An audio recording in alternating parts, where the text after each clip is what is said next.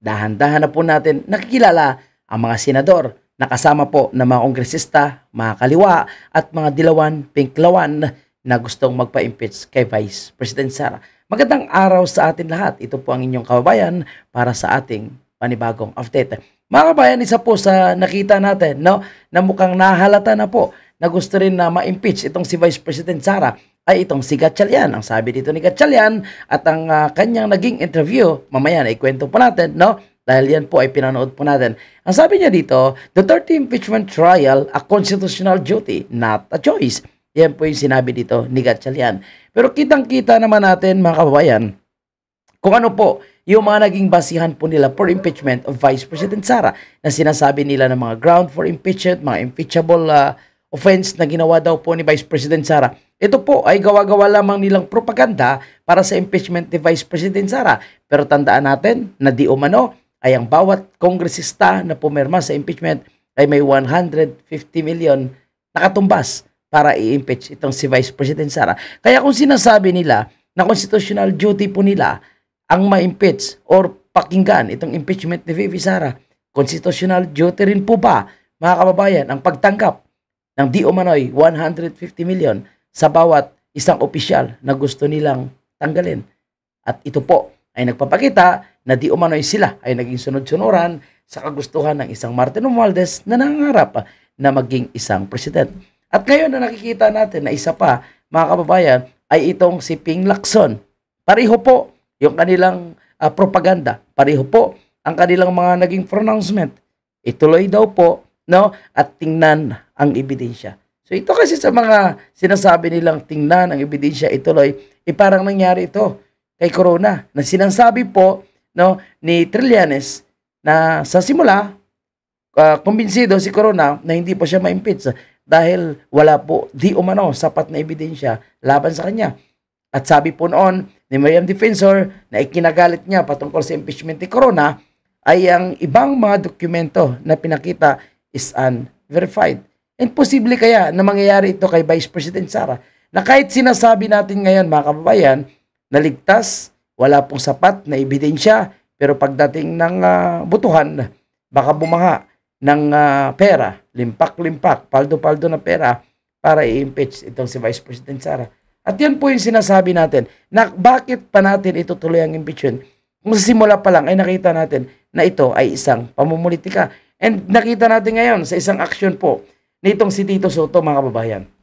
Ito personal ko na opinion. Anyway, pakinggan muna natin ang kanyang mga sinabi. At ngayon, tila ba paninira kay Chis Escudero to convince fellow senators for 20th Congress na siya po ang susuportahan. Okay, panoorin mo natin. Pagbasa ro sa laman ng resolution, ano, pero parang contradictory, conflicting yung mga whereases eh. Basahin nyo. Conflicting yung mga whereases eh. So pwede nang ano yun, yung resolution na yun pwede nang iiwan sa basurahan ng kasaysayan. So ang kanyang sinasabing resolution ay kay Senator Bato pala.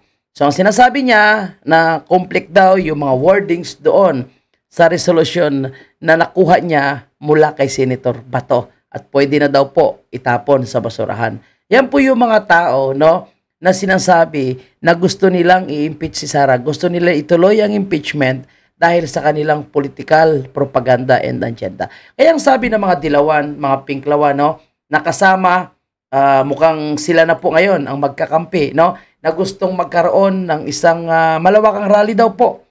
3 araw daw po sila magrally sa Senado para daw po ituloy, ma-pressure ang mga senador na i-impeach itong si Vice President Sara. Ang sabi nitong akbayan, ito po is mga kongresista, no, Dilima, okay, at yung iba pa na mga nasa progressive group na sila daw po ay nagpapakilala makabayan, maka-Pilipino, no? Pero totoo, sila po ay makabayan. Sila Franz Castro, Raul Manuel, and Arlene Rosas. Tingnan mo yung laman ng kanilang mga placard, no? Impeach Sara. Okay? Ano pa?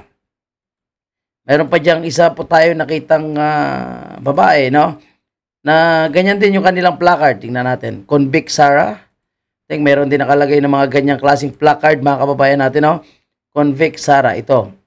Okay? So, tingnan nyo ito, mga kababayan natin. Convict Sara. Duterte panagutin. Ang kanilang sinusulong dyan, alam nyo ba, no?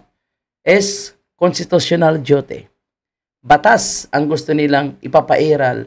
Kaya gusto nila i-proceed or ituloy forthwith ang kanilang ginagamit na term, no? Yung nakalagay diyan sa rules, sa batas, no? Para sa impeachment ni VP Sara. Pero ang kanilang panawagan is convict. Di ba? Duterte panagutin. Yan pala nagpapakita na bias. And ganito yung kanilang propaganda. Di ba? Kung gusto nyo, no, natingnan, saliksikin, kaya gusto nyo magkaroon ng trial, bakit conviction ang inyong panawagan? So, nagpapakita na sila ay bias. So, kung sila ay bias, no, bakit ngayon, mga kababayan po natin, no, pinipilit nila na magiging impartial ang mga senador, magiging patas. Sila nga mismo na nasa kongreso, no, bias din at pamumulitika ang kanilang ginawa. Political propaganda ang kanilang ginamit para ma-impeach nila, mga kababayan, si Vice President Sara. And tingnan mo si Tito Soto. Sabi niya dito, kapag ako inalok at tinulak nila, tatanggapin ko talaga sapagkat nakikita ko maraming dapat ituwid, maraming dapat i-correct sa takbo ng Senado nitong nakaraang taon. Ito yung mga taong gusto na maging Senate President. No? Hindi niya na-appreciate kung anong magandang ginawa ng mga senador, no? Ano ang purpose kung bakit hindi maitutuloy ang impeachment dahil para sa kanya, pangarap niya na ma-impeach si VP Sara at gusto niya na maging Senate President. Ito yung mga taong sakim, ganid sa kapangyarihan. Di ba? In the first place, alam naman nila, ang pinagbasihan ng impeachment is confidential fund. Yung confidential fund, alam naman po natin, no? Na hindi pwede i-divulge kung may mga aliases. Sinabi mismo yan ng kanyang kaalyado, and now, no, na gusto na rin ma-impeach si VP Sara na ang confidential fund ng mga aliases ay allowed yan. Basta't may supporting documents. So yan po yung supporting documents na hindi pwede makita nila dahil yan po is confidential report. At para lamang yan sa mga mag-i-special audit doon sa pera na ginamit sa confidential fund. So ito yung mga taong ito, no? Sinisiraan niya na si Chis kung may problema, kung dinili ni Chis, no, itong impeachment trial, kaya gusto niya daw na siya po ang maging Senate President. And ito pa, sabi niya dito, hindi pwedeng unilateral ang Senate President lang nagdidesisyon sa gagawin because the Senate President is not the Senate, he merely the presiding officers. And correct naman, ulit-ulit na sinasabi ni Chis Escudero yan. In fairness kay Chis Escudero, ha, na sinasabi niya, yung magiging decision niya ay hindi lang sa kanya, kundi sa kapwa niya senador dahil idadaan ito sa plenary. So meaning, no, hindi pwede na si Chis naman talaga mag-desisyon. So bakit ngayon banat ng banat sa kay Chis? Kasi napipressure din sa palagay ko lang nga itong si Tito Soto, no, na makuha ang Senate presidency dahil malaki ang chance kapag siya ang naging Senate President, tuloy ang impeachment ni VP Sara kahit yung mga article of impeachment ay hindi naman kapanipaniwala. At ito po ay may laman na mga political agenda to destroy, to impeach, to eliminate Sara Duterte. So, hindi ka, nagtataka nga ako bakit nanalo pa yung mga to Hindi kaya si Mero yung bumoto sa kanila at hindi ang taong bayan. Kasi kung makikita natin, dapat kasama to sila sa hindi mga nanalo dahil hindi pa nga sila nakaupo, may masamang balak na po sila. So, nakita natin ngayon na napakalinaw, no? Nabubuto dito ay si Gatchalian, Lacson, ito, si Soto, and of course, Tulfo, malamang hindi piperma yan sa nilabas ni Senator Bato na Senate resolution para ibasura ang impeachment.